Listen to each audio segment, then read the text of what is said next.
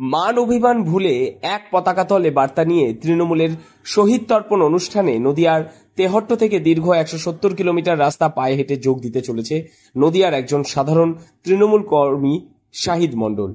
দলে অন্তর্কলহ নেই, বৃহৎ পরিবারে থাকলে পরিবারে একটু একটু ঝামেলা হয়, পরবর্তীতে পরিবারের বিপদে পরিবারের পরিজনরাই ছুটে আসে।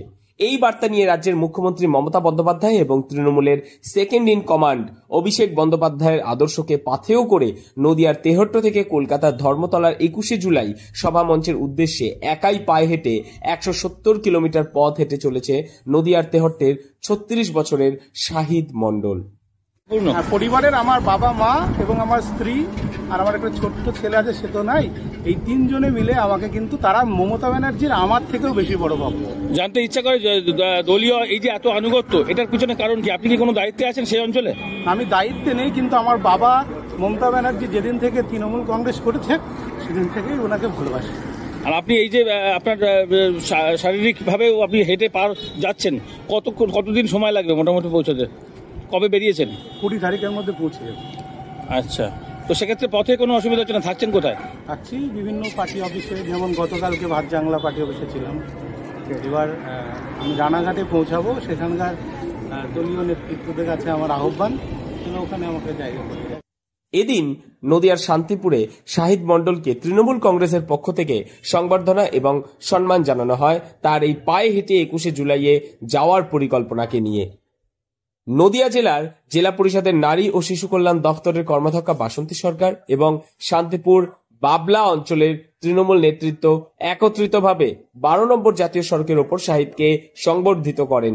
এদিন তৃণমূল কংগ্রেসের পক্ষ থেকে জানানো হয় যে মহৎ উদ্যোগ শহীদদেরকে শ্রদ্ধা জানিয়ে নিয়েছে তেহট্টের শাহিদ, তাতে করে তৃণমূলের একজন সাধারণ কর্মী হিসেবে মহৎ কাজ করেছেন বলেই মনে করছেন দলীয় নেতৃত্বরা।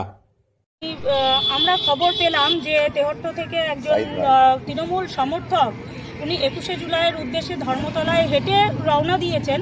তো সেই উপলক্ষে আমরা ওনাকে আমাদের এই বাবলা অঞ্চলের পক্ষ থেকে ওনাকে শুভেচ্ছা দিতে এখানে এসেছি এবং এটা অনেক ভালো একটা উনি উদ্যোগ নিয়েছেন এবং ভালো বার্তা আমাদের তৃণমূল কর্মীদের মধ্যে ছড়াচ্ছেন। শাহিদ জানায়, ছোটবেলা থেকেই তার বাবা মা রাজ্যের মুখ্যমন্ত্রী মমতা বন্দ্যোপাধ্যায়ের প্রতি অগাধ বিশ্বাস এবং ভালোবাসা রয়েছে, আর তাই রাজ্যের একের পর এক উন্নয়ন এবং তার সঙ্গে সাধারণ মানুষের জন্য রাজ্যের মুখ্যমন্ত্রী এবং অভিষেক বন্দ্যোপাধ্যায় যেভাবে কঠোর পরিশ্রম করে মানুষের পাশে দাঁড়াচ্ছে, সেই আদর্শতে উদ্ভূত হয়ে তিনি নিজেই পায়ে হেঁটে পরিবারের সহমতে 21শে জুলাইয়ের উদ্দেশ্যে রওনা দিয়েছেন।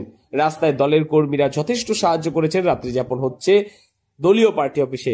সঙ্গে রয়েছে একটি ছাতা এবং 3 সেট জামা প্যান্ট, কাঁধে রয়েছে তৃণমূলের দলীয় পতাকা। আর এভাবেই প্রখর রৌদ্রে কিংবা তুমুল বৃষ্টিতে পায়ে হেঁটেই শহীদ তর্পণ অনুষ্ঠানে যোগ দিতে চলেছে নদিয়ার শাহিদ। নদিয়ার শান্তিপুর থেকে মৈনাক দেবনাথের রিপোর্ট, লোকাল 18 বাংলা।